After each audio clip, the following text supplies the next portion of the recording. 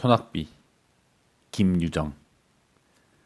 음산한 검은 구름이 하늘에 뭉게뭉게 모여드는 것이 금시라도 비 한 줄기 할 듯하면서도 여전히 짓궂은 햇발은 겹겹 산속에 묻힌 외진 마을을 통째로 자실듯이 달구고 있었다.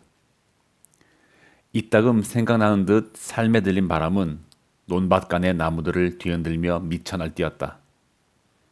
외 밖으로 농꾼들을 멀리 품앗이로 내보낸 안말의 공기는 쓸쓸하였다.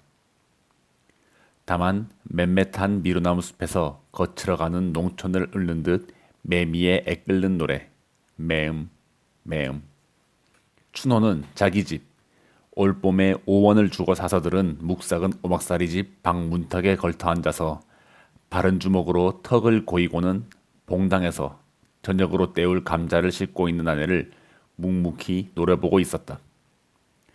그는 사날밤이나 눈을 안 붙이고 성화를 하는 바람에 농사에 골이 삭은 그의 얼굴은 더욱 해쓱하였다. 아내에게 다시 한번 졸라보았다. 그러나 위협하는 어조로 이봐, 그래 어떻게 돈 2만 원만 안 해줄 테요? 아내는 역시 대답이 없었다.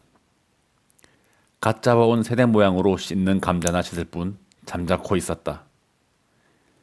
되나 안 되나 좌우간 이렇다 말이 없으니 춘호는 우라가 터져 죽을 지경이었다.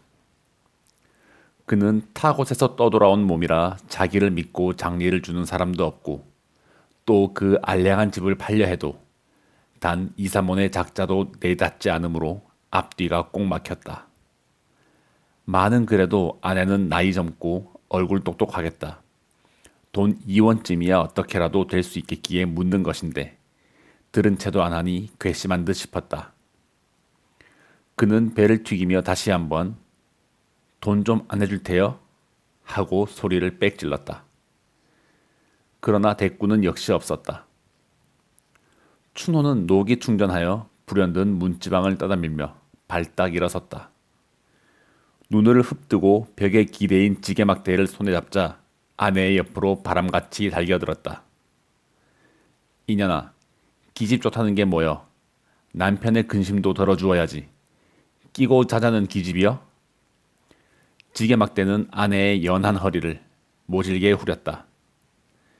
까부라지는 비령은 모지락슬이 찌그러진 울타리를 벗어나간다. 잼쳐 지게막대는 앉은 채 고꾸라진 아내의 발 뒤축을 얼러 볼기를 내려갈겼다. 이년아, 내가 언제부터 너에게 조르는 게요? 범같이 호통을 치며 남편이 지게막대를 공중으로 다시 올리며 모지름을 쓸 때 아내는 애구머니 하고 외마디를 질렀다. 연하여 몸이 뒤치자 거반 엎어진 듯이 쌀이문 밖으로 내달렸다. 얼굴에 눈물이 흐른 채 황그리는 걸음으로 문 앞에 언덕을 내려 개울을 건너고 맞은 쪽에 뚫린 콩밭길로 들어섰다. 너, 네가 날 피하면 어딜 갈 테여? 발길을 막는 듯한 의미 있는 호령에 달아나던 아내는 다리가 멈칫하였다. 그는 고개를 돌리어 쌀이문 안에 아직도 지게막대를 들고 섰는 남편을 바라보았다.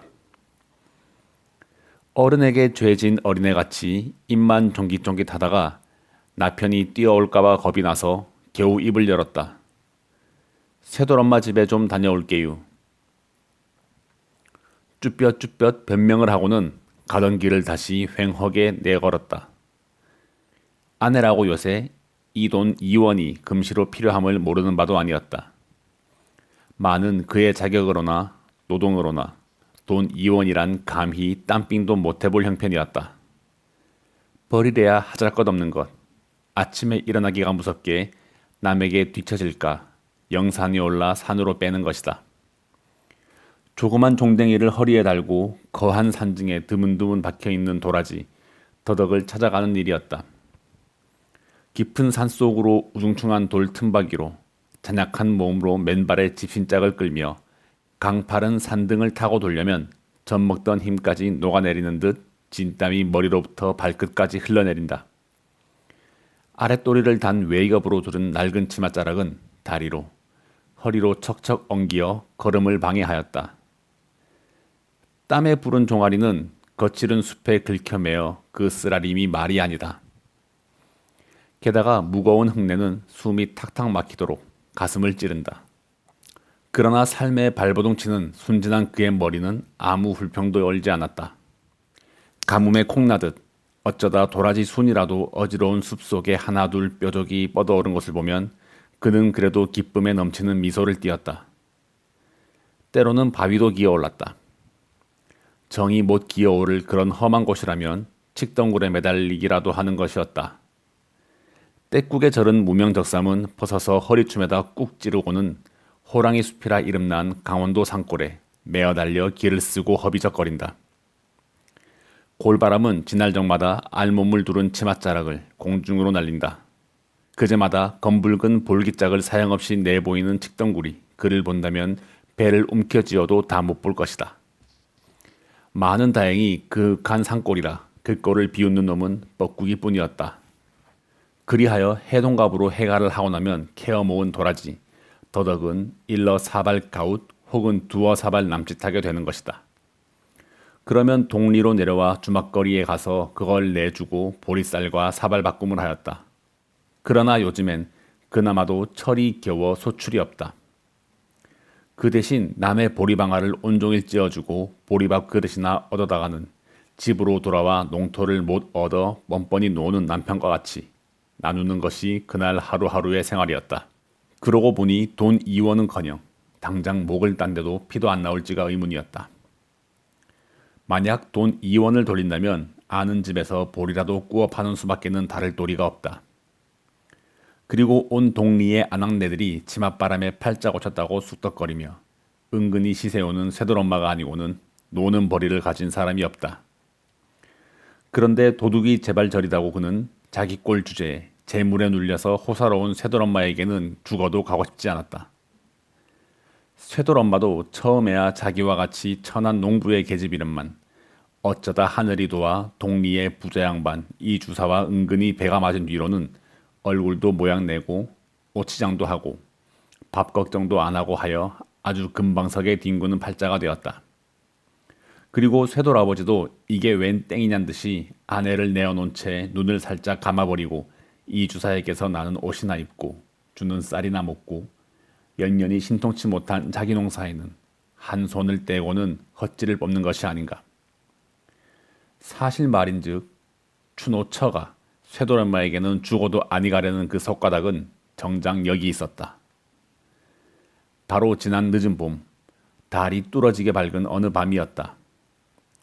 추노가 보름 개출을 보러 산 모퉁이로 나간 것이 이슥하여도 돌아오지 않으므로 집에서 기다리던 아내가 언젠 자고 오려나 생각으로는 막 드러누워 잠이 들려니까 웬 난데없는 황소 같은 놈이 뛰어들었다. 허둥지둥 준호철을 마구 깔다가 놀라서 으악 소리를 치는 바람에 그냥 달아난 일이 있었다. 어수룩한 시골 일이라 별반 풍설도 아니 나고 쓱싹되었으나 며칠이 지난 뒤에야 그것이 동리의 부자 이 주사의 소행임을 비로소 눈치채었다. 그런 까닭으로 해서 준호천은 쇠돌엄마와 직접 관계는 없단데도 그를 대하면 공연스리 얼굴이 뜨뜻하여지고 몹시 어색하였다. 죄나진 듯이. 그리고 더욱이 쇠돌엄마가 세댁 나는 속꽃이 3개구 버선이 내버리고 행 하며 아주 좋다고 핸들대는 그 꼴을 보면 혹시 자기에게 한 점을 두고서 비아냥거리는 거나 아닌가 하는 옥생각으로 무안해서 고개도 못 들었다. 한편으로는 자기도 좀만 잘했다면 지금쯤은 쇠돌엄마처럼 호강을 할 수 있었을 그런 갸륵한 기회를 깝살려버린 자기 행동에 대한 후회와 애탄으로 말미암아 마음을 괴롭히는 그 쓰라림도 적지 않았다. 그러나 아무러한 욕을 보더라도 나날이 심해가는 남편의 무지한 매보다는 그래도 좀 험할 게다. 오늘은 한맘 먹고 쇠돌엄마를 찾아가려는 것이었다. 추노천은 이번 걸음이 헛발이나 안 칠까 일념으로 심화를 하여 수양버들이 쭉 느려박힌 논두렁 길로 들어섰다. 그는 시골 아낙네로는 용모가 매우 반반하였다. 좀 야윈 듯한 몸매는 호리호리한 것이 소위 동리의 문자대로 외입게나 화염집한 얼굴이었으되 추리한 의복이며 퀴퀴한 냄새는 거지를 불지른다. 그는 왼손 바른 손으로 겹금내기로 치맛귀를 여며가며 속살이 삐질까 조심조심히 걸었다. 감사 나온 구름송이 하늘 심폭을 휘덮고는 차츰차츰 지면으로 쳐져 그의 산봉우리에 엉기어 살풀결이 되고 만다. 먼 데서 개 짖는 소리가 앞 뒷산을 한적하게 울린다. 빗방울은 하나둘 떨어지기 시작하더니 차차 굵어지며 무더기로 퍼부어 내린다. 추노천은 길가에 늘어진 밤나무 밑으로 뛰어들어가 비를 거니며 쇠돌엄마 집을 멀리 바라보았다. 북쪽 산기슭 놋직한 울타리로 뺑 둘려 두르고 앉았는 오목하고 맵시 있는 집이 그 집이었다. 그런데 쌀이 문이 꼭 닫힌 걸 보면 아마 쇠돌엄마는 농군청에 저녁 제누리를 나르러 가서 아직 돌아오지 않은 모양이었다. 그는 쇠돌엄마 오기를 지켜보며 우두커니 서서 기다리고 있었다. 나뭇잎에서 빗방울은 뚝뚝 떨어지며 그의 뺨을 흘러 젖가슴으로 스며든다. 바람은 지날 적마다 냉기와 함께 굵은 빗방울 몸에 들여친다. 비에 쪼로록 젖은 치마가 몸에 찰싹 감기어 허리로, 궁둥이로, 다리로, 살의 윤곽이 그대로 비쳐올랐다. 무던히 기다렸으나 쇠돌엄마는 오지 않았다. 하도 진력이 나서 하품을 하여가며 정신없이 서 있으라니 왼편 언덕에서 사람 오는 발자취가 들린다. 그는 고개를 돌려보았다. 그러나 날쌔게 나무 틈으로 몸을 숨겼다. 동이배를 가진 이 주사가 지 우산을 받쳐 쓰고는 쇠돌레 집으로 향하여 웅덩이를 껍죽거리며 내려가는 길이었다. 비록 키는 작달막 하나 술 좋은 수염이라든지 온 동리를 털어야 단 하나뿐인 탄건이든지 썩 풍채 좋은 50 전후의 양반이었다. 그는 쌀이문 앞으로 가더니 자기 집처럼 거침없이 문을 떠다밀고는 속으로 버젓이 들어가 버린다. 이것을 보니 추노천은 다시금 속이 편치 않았다. 자기는 개 돼지같이 무시로 매만 맞고 돌아치는 천덕꾼이다. 안팎으로 겹기염을 받으며 건들대는 새돌엄마와 사람된 치수가 두드러지게 다름을 그는 알 수 있었다. 쇠돌엄마의 호강을 너무나 부럽게 우러러보는 반동으로 자기도 잘했다면 하는 턱없는 희망과 후회가 전보다 몇 갑절 쓰린 맛으로 그의 가슴을 찌푸뜨렸다. 쇠돌레 집을 하염없이 건너보다가 어느덧 저도 모르게 긴 한숨이 굴러내린다. 언덕에서 쓸려내리는 사태물이 발등까지 계획으로 덮이며 소리쳐 흐른다. 빗물에 푹 젖은 몸뚱아리는 점점 떨리기 시작한다. 그는 가볍게 몸서리를 쳤다. 그리고 당황한 시선으로 사방을 경계하여 보았다. 아무도 보이지는 않았다. 다시 시선을 돌리어 그 집을 쏘아보며 속으로 궁리하여 보았다. 아내는 확실히 이 주사뿐일 게다. 그때까지 걸렸던 쌀인문이라든지 또는 울타리의 너른 빨래를 여태 안 걷어들인 것을 보면 어떤 맹세를 두고라도 분명히 이 주사 외에 다른 사람은 하나도 없을 것이다. 그는 마음 놓고 비를 맞아가며 그 집으로 달려들었다. 봉당으로 선뜻 뛰어오르며 쇠돌엄마 기슈 하고 인지를 내보았다. 물론 당자의 대답은 없었다. 대신 그 음성이 나자 안방에서 이 주사가 번개같이 머리를 내밀었다. 자기 딴은 꿈밖이란 듯 눈을 두리번 하더니 옷 위로 붉어진 추노처의 젖가슴, 아랫배, 넙덕자리로 발등까지 슬쩍 음흉이 훑어보고는 거나한 낯으로 방글해진다. 그리고 자기도 봉당으로 주춤주춤 나오며 쇠돌엄마 말인가? 왜 지금 막 나갔지? 곧 온댔으니 안방에 좀 들어가 기다렸으면 하고 매우 일이 딱한 듯이 얼음얼음한다. 이 비에 어딜 갔어요? 지금 요 밖에 좀 나갔지. 그러나 곧 올걸. 있는 줄 알고 왔는디. 준호천은 이렇게 혼잣말로 낙심하며 섭섭한 낯으로 머뭇머뭇하다가 그냥 돌아갈 듯이 봉당 아래로 내려섰다. 이 주사를 쳐다보며 물차는 제비같이 산들어지게 그럼 요 다음에 오겠어요. 안녕히 계시우 하고 작별의 인사를 올린다.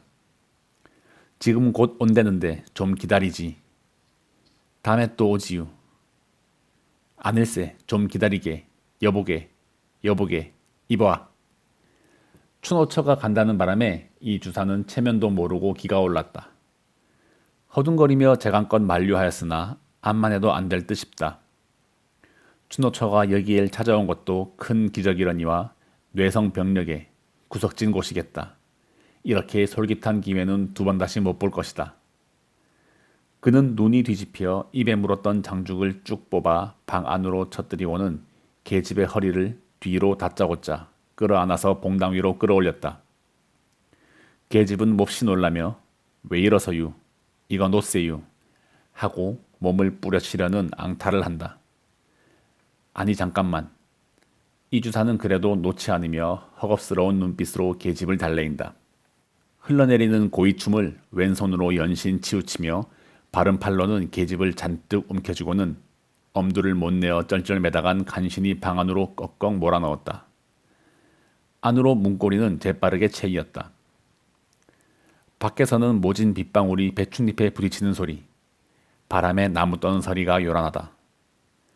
가끔 양철통을 내려 굴리는 듯 거푸진 천둥 소리가 방고래를 울리며 날은 점점 침침하여 갔다. 얼마쯤 지난 뒤였다. 이만하면 길이 들었으려니 한심하고 이 주사는 날숨을 후하고 돌린다. 실없이 고마운 빚 때문에 바락도 못 치고 앙살도 못 피우고 무릎 앞에 고분고분 늘어져 있는 계집을 대견히 바라보며 빙긋이 얼려보았다. 계집은 온몸에 진땀이 쭉 흐르는 것이 꽤 더운 모양이다. 벽에 걸린 쇠돌엄마의 적삼을 꺼내 계집의 몸을 말쑥하게 훑닦기 시작한다. 발끝서부터 얼굴까지. 너 19이지? 하고 이 주사는 취한 얼굴로 얼간히 물어보았다. 니에 하고 맷떨어진 대답. 계집은 이 주사 손에 눌리어 일어나도 못하고 죽은 듯이 가만히 누워 있었다. 이 주사는 계집의 몸을 다 씻고 나서 한숨을 내뿜으며 담배 한 대를 턱 피워 물었다. 그래, 요새도 서방에게 주리경을 치느냐? 하고 묻다가 아무 대답도 없음에 원 그래서야 어떻게 산단 말이냐? 하루 이틀도 아니고 사람의 일이란 알 수 있는 거냐? 그러다 혹시 맞아 죽으면 정장 하나 해볼 곳 없는 거야. 허니 4명이 아까우면 덮어놓고 민적을 기르는 게 낫겠지. 하고 계집의 신변을 위하여 염려를 마지 않다가 번뜩 한 가지 궁금한 것이 있었다. 너 참 아이 낳다가 죽었더구나. 예. 어디 난 듯이나 싶으냐? 계집은 얼굴이 홍당무가 되어지며 아무 말 못하고 고개를 외면하였다. 이 주사도 그까짓것 더 묻지 않았다. 그런데 웬 녀석의 냄새인지 무생채에 썩는 듯한 시커무레한 악취가 볼수록 코청을 찌르니 눈살을 찌푸리지 않을 수 없었다. 처음에야 그런 줄은 소똥 몰랐더니 알고 보니까 비위가 좋아 역하였다. 그는 빨고 있는 담배통으로 계집의 배꼽깨를 똑똑히 가리키며 얘, 이 살에 때것 좀 봐라. 그래 물이 흔한데 이것 좀 못 씻는단 말이냐? 하고 모처럼의 기분을 상한 것이 앵하다는 듯이 꺼리만 기색으로 허를 채웠다. 하지만 계집이 참다 이내 무안에 못 이기고 일어나 치마를 입으려 하니 그는 역정을 벌컥 내었다. 옷을 빼앗아 구석으로 동댕이를 치고는 다시 그 자리에 끌어앉혔다. 그리고 자기 딸이나 책하듯이 아주 대범하게 꼬집었다. 왜 그리 계집이 달망대니 좀 듬직치가 못하고. 준호처가 그 집을 나선 것은 들어간 지 약 1시간 만이었다. 비가 여전히 쭉쭉 내린다. 그는 진땀을 있는 대로 흠뻑 쏟고 나왔다. 그러나 의외로, 아니 천행으로 오늘 일은 성공이었다. 그는 몸을 솟치며 생긋하였다. 그런 모욕과 수치는 난생 처음 당하는 봉변으로 지랄 중에도 몹쓸 지랄이었으나 성공은 성공이었다. 복을 받으려면 반드시 고생이 따르는 법이니 이까짓 거야 골배뻥 당한데도 남편에게 매나 안 맞고 의좋게 살 수만 있다면 그는 사양치 않을 것이다. 이 주사를 하늘같이 은인같이 여겼다. 남편에게 부쳐먹을 농토를 줄 테니 자기의 첩이 되라는 그 말도 죄송하였으나 더욱이 돈 2원을 줄 테니 내일 이맘때 쇠돌레 집으로 넌지시 만나자는 그 말은 무엇보다도 고마웠고 벅찬 짐이나 푸른 듯 마음이 홀가분하였다. 다만 애키는 것은 자기의 행실이 만약 남편에게 발각되는 나절에는 대매에 맞아 죽을 것이었다. 그는 일변 기뻐하며 일변 애를 태우며 자기 집을 향하여 세차게 쏟아지는 빗속을 가분가분 내려달렸다. 준호는 아직도 분이 못 풀려 뾰루퉁하니 홀로 앉았다. 그는 자기의 고향인 인제를 등진 지 벌써 3년이 되었다. 해를 이어 흉작에 농작물은 말 못되고 따라 빗장이들의 위협과 악다구니는 날로 심하였다. 마침내 할 일 없이 집 세간살이를 그대로 내버리고 알몸으로 밤도주한 것이었다. 살기 좋은 곳을 찾는다고 나이 어린 아내의 손목을 끌고 이 산 저 산을 넘어 표랑하였다. 그러나 우정 찾아 들은 곳이 고작 이 마을이나 산속은 역시 일반이다. 어느 산고래가 호미를 잡아보아도 정은 조그만치도 안 붙었고 거기에는 오직 쌀쌀한 불안과 굶주림이 품을 벌려 그를 맞을 뿐이었다. 터무니없다 하여 농토를 안 준다. 일구멍이 없음에 품을 못 판다. 밥이 없다. 결국에 그는 피폐하여가는 농민 사이를 감도는 엉뚱한 투기심에 몸이 달떴다. 요사이 며칠 동안을 두고 요 너머 뒷산 속에서 밤마다 큰 노름판이 벌어지는 기미를 알았다. 그는 자기도 한몫 보려고 끼룩거렸으나 좀채로 미천을 만들 수가 없었다. 이원, 수나 좋아서 이 이원의 조화만 잘한다면 금시 발복이 못 된다고 누가 단언할 수 있으랴. 3, 4, 10원을 따서 동리의 빚이나 대충 가리고 옷 한 벌 지어 입고는 진절이 나는 이 산골을 떠나려는 것이 그의 배포였다. 서울로 올라가 아내는 안짐을 재우고 자기는 노동을 하고 둘이서 다구지게 버리면 안락한 생활을 할 수 있을 텐데 이런 산구석에서 굶어 죽을 맛이야 없었다. 그래서 젊은 아내에게 돈 좀 해오라니까 요리 맡긴 조리 맡긴 매만 피하고 곁들어 주지 않으니 그 소행이 여간 괘씸한 것이 아니다. 아내가 물에 빠진 생쥐꼴을 하고 집으로 달려들자 미처 입도 벌리기 전에 남편은 이를 악물고 주먹 뺨을 냅다 붙인다. 너 인연, 매만 살살 피하고 어디가 자빠졌다 왔니? 볼치 한 대를 얻어맞고 아내는 오기가 걸리어 벙벙하였다. 그래도 직성이 못 풀리어 남편이 다시 매를 손에 잡으려 하니 아내는 질겁을 하며 살려달라고 두 손으로 빌며 개신개신 입을 열었다. 내일 되이유, 내일. 돈 내일 되이유. 하며 돈이 변통됨을 삼가 아래는 그의 음성은 절반이 울음이었다. 남편이 반신반의하여 눈을 찌긋하다가 내일? 하고 목청을 돋았다. 네, 내일 된대유. 꼭 뒤요? 네, 내일 된대유. 남편은 시골 물정에 능통하지만 난데없는 돈 2원이 어디서 어떻게 되는 것까지는 추궁에 무례하지 않았다. 그는 저기 안심한 얼굴로 방문턱에 걸터앉으며 담뱃대에 불을 그었다. 그제야 비로소 아내도 마음을 놓고 감자를 삶으려 부엌으로 들어가려 하니 남편이 겉으로 걸어오며 측은한 듯이 말리었다. 병나 방에 들어가 어여 옷이나 말려. 감자는 내 삶을게. 목물같이 짙은 밤이 내렸다. 비는 더욱 소리를 치며 앙상한 그들의 방벽을 앞뒤로 울린다. 천정에서 비는 새이지 않으나 집 지은 지가 오래되어 고래가 물러앉다시피 된 방이라 도배를 못한 방바닥에는 물이 스며들어 기죽죽하다. 거기다 거적 두 입만 덩그러니 깔아놓은 것이 그들의 침소였다. 석유불은 없어 캄캄한 바로 지옥이다. 벼루기는 사방에서 마냥 스물거린다. 그러나 등걸 잠에 익달한 그들은 천연덕스럽게 나란히 누워 줄기차게 퍼붓는 밤빛 소리를 귀담아 듣고 있었다. 가난으로 인하여 부부간의 애틋한 정을 모르고 나날이 매질로 불평과 원한 중에서 복대기는 그들도 이 밤에는 불시로 화목하였다. 단지 남편의 품에 들은 돈 2원을 꿈꾸어 보고도 서울 언제 갈라유? 남편의 왼팔을 베고 누웠던 아내가 남편을 향하여 응석기스시 물어보았다.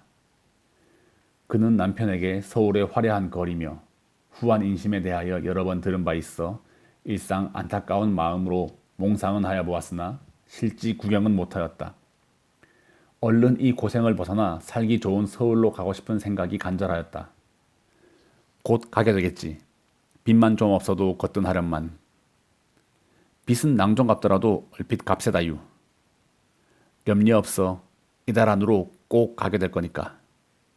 남편은 썩쾌히 승낙하였다.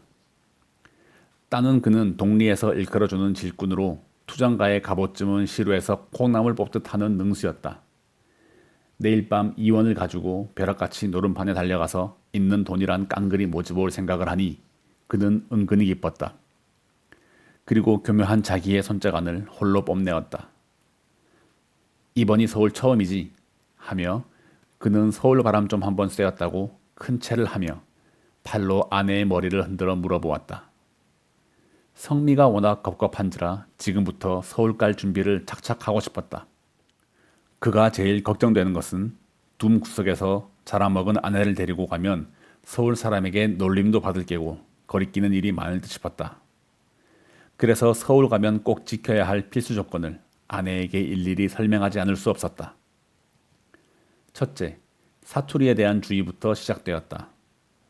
농민이 서울 사람에게 꼬라리라는 별명으로 갑잡히는 그 이유는 무엇보다도 사투리에 있을지니 사투리는 쓰지 말아야 합세를 하십니까로 하계유를 하어로 고치되 말끝을 들지 말지라. 또 거리에서 어릿어릿한 것은 내가 시골뜨기요 하는 얼뜬짓이니 갈 길은 제게 가고 볼 눈은 또릿또릿이 볼지라 하는 것들이었다. 아내는 그 끔찍한 설교를 귀담아 들으며 모기 소리로 네를 하였다. 남편은 두어 시간가량을 셀 틈 없이 꼼꼼하게 주위를 다져놓고는 서울의 풍습이며 생활 방침 등을 자기의 의견대로 그럴싸하게 이야기하며 오다가 말끝이 어느덧 화장술에 이르게 되었다. 시골 여자가 서울에 가서 안잠을 잘 자주면 몇 해 후에는 집까지 얻어갖는 수가 있는데 거기에는 얼굴이 예뻐야 한다는 소문을 일찍 들은 바 있어 하는 소리였다. 그래서 날마다 기름도 바르고 분도 바르고 버선도 신고 해서 쉰 마음에 썩 들어야 한참 신바람이 올라 주워 삼기다가 옆에서 새근새근 소리가 들리므로 고개를 돌려보니 아내는 이미 고라져 잠이 깊었다. 이런 망할 거, 남 말하는데 자빠져 잔담. 남편은 혼자 중얼거리며 바른 팔을 들어 이마 위로 흐트러진 아내의 머리칼을 뒤로 쓸어 담아 넘긴다. 세상에 귀한 것은 자기 아내, 명색이 남편이며 이날까지 옷 한 벌 변변히 못해 입히고 고장만 지치킨 그 죄가 너무나 큰 듯 가슴이 뻐근하였다. 그는 왁살스러운 팔로 아내의 허리를 꼭 껴안아 자기의 앞으로 바트키 끌어안겼다. 밤새도록 줄구차게 내리던 빗소리가 아침에 이르러서야 겨우 그치고 점심때에는 생기로운 볕까지 들었다. 쿨렁쿨렁 눈물 나는 소리는 요란히 들린다.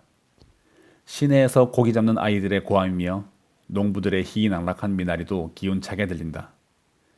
비는 추노의 큰 힘도 씻어간 듯 오늘은 그에게도 즐거운 빛이 보였다. 저녁 제누리 때 되었을걸. 얼른 빚고 가봐. 그는 갈증이 나서 아내를 대고 재촉하였다. 아직 멀었어유. 먼 게 뭐냐 늦었어. 뭘?